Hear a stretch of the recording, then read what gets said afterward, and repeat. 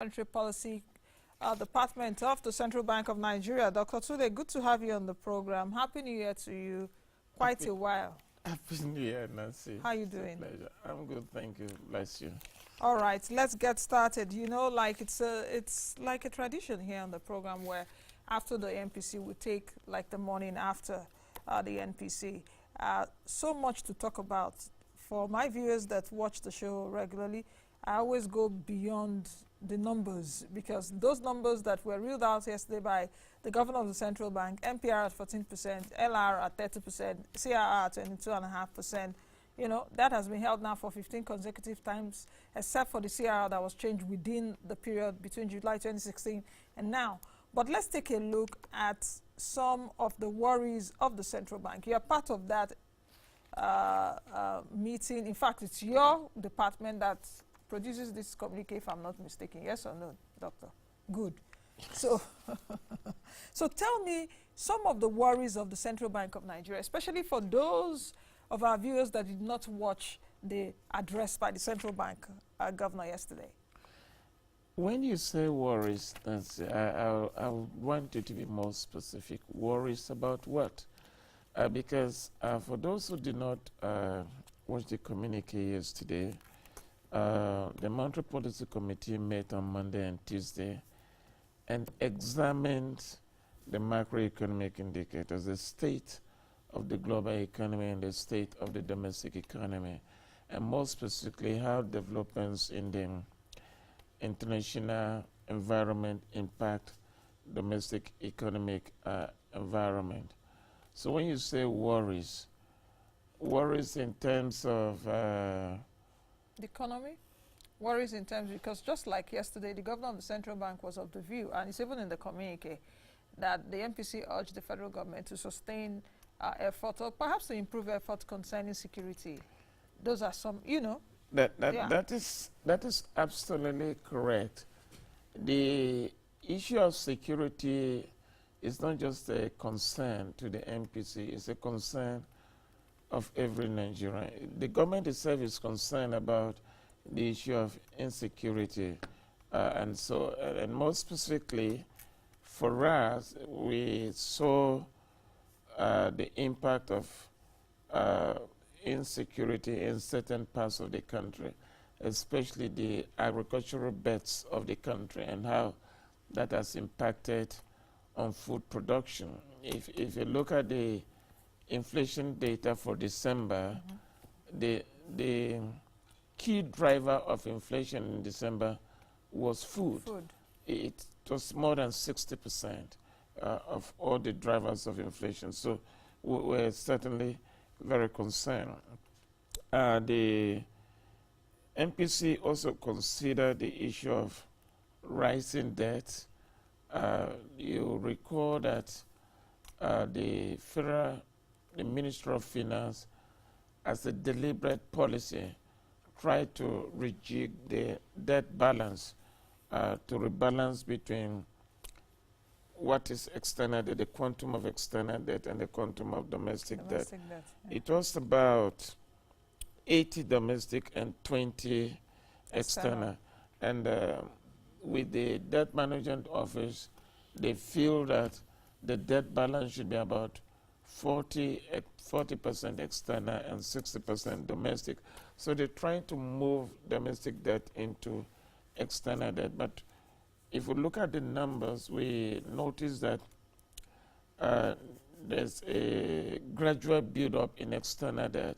And so the MPC asked the authorities to be cautious in that rebalancing that they're trying to do. The MPC also did express concern about the issue of is it the elections? No, not the elections. The elections, we have noticed that contrary to what had happened in the past, in the episodes of elections in the past, we didn't see a build-up of liquidity to the extent that it affected prices in the past. a build-up in domestic prices. We didn't see that in the current run-up to the general elections. What we were concerned about was the issue of the wages, the negotiations and the implications of that. But we were satisfied with the arrangement because the discussion here is on minimum wage. So you're not going to expect so much for the people at the higher echelon of the wage structure. So it's going to be a broader base. So it's going to be bigger at the base and very small at the top. So we felt the economy can accommodate it, and especially given the need to stimulate aggregate demand, the MPC felt that the structuring of the debt of the wage increase was quite proper, and it's not expected to be quite inflationary because it would stimulate aggregate demand, especially from the lower strata of society. So that was quite good. The point I was trying to make was the issue of the broadening of the tax base. Okay. The MPC considered the indications it's received that government was considering working on a framework to broaden the tax base. And we felt that was really very good, given that Nigeria remains one country on the face of planet Earth with the lowest level of tax, both the tax base and even the tax rate. GDP, exactly, tax collection, extremely very low. I think it's about 6%. And about less than 5%. And that is not good. It places a lot of burden on the fiscal authorities, and there's a clear absence of fiscal buffers. So there's no room for government. Whoever is in government does not have room for maneuvering. And people have a lot of properties where in other countries they're happily paying taxes on.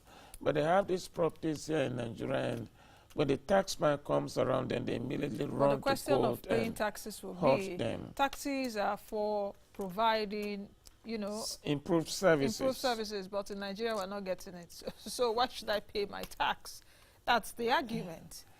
Because on the road to my house is not tarred. I do not have pipe-bomb water. My lights, there's no 24 hours electricity. So who am I paying tax to? In fact, I'm my own government. Yes. Nancy, it's not as simplistic as that. It is not simple. It is practical, doctor. It's not a matter of simple. No, I totally agree with you, but it's not as simple as that. In the countries where people pay taxes and are glad to pay taxes, things are working. They don't have. Not every road is tarred. It's not crime-free society, so you can't say because of high level of crime you're not going to pay taxes. Things are not done that way.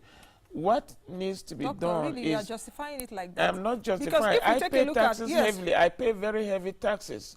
From the little I earn, I pay very heavy taxes. So I pay the taxes and they are taken up front.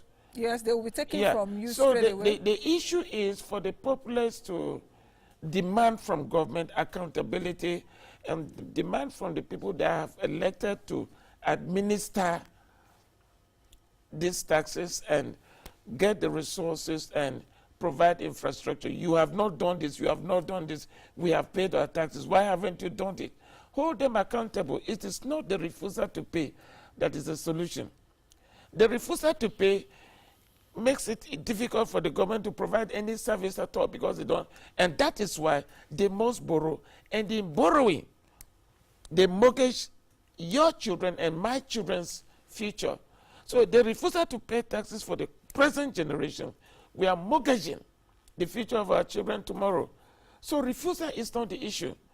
But I think government should really, really put in place machinery that will enforce that people pay taxes. That is the only way you can hold the government accountable.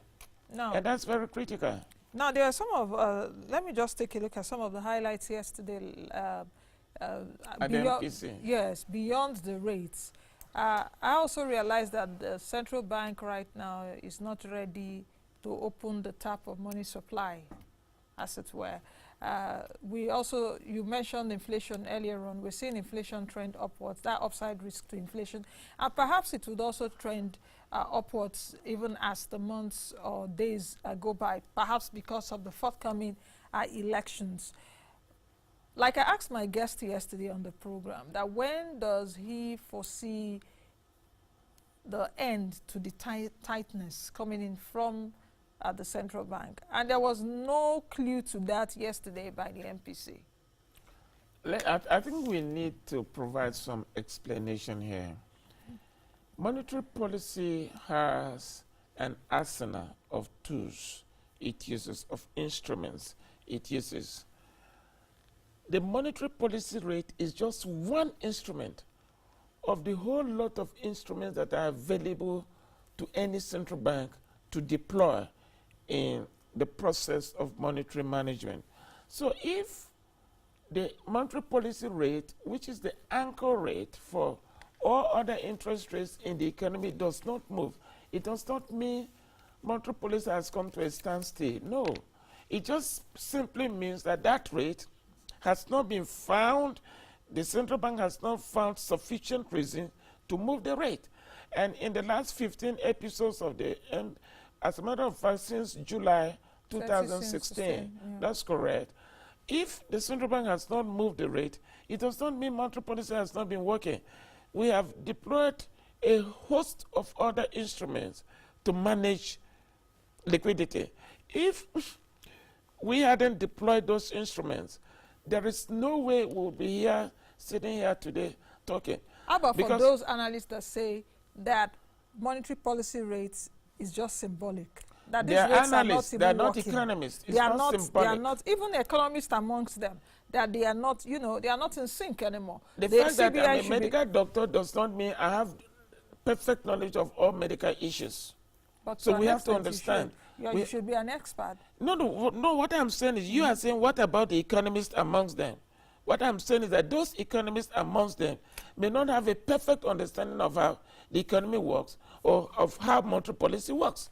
They need to be schooled in the school of monetary policy implementation and design. But so it is not as if all economists are experts in monetary policy. No, it's not so. Dr. Tule, do you think that this MPR now is still, you know, is still connecting?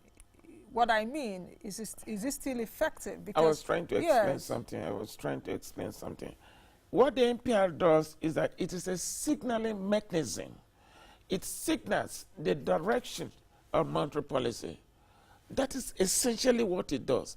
So by the time it provides that signal, one, the first message that you get from that, it shows to you the direction of monetary policy, the position of the central bank as far as monetary policy is concerned. Two, it anchors other short-term interest rates in the economy. That's the second thing the monetary policy rate does. And as far as empirical research is concerned, and as far as the data we have today is concerned, the monetary policy rate is still serving that purpose. And that is why you see both economic agents and the analysts you've made reference to are saying the monetary policy rate has not moved. And if we move it today, if we are, the MPC is to move it today, you will immediately notice the reaction by the deposit money banks. They will change the rate. If we move it down, it is sticky downwards. The banking system may not be in a hurry to move down. But by the time we move it up, before tomorrow, you see the adjustment will be there across board.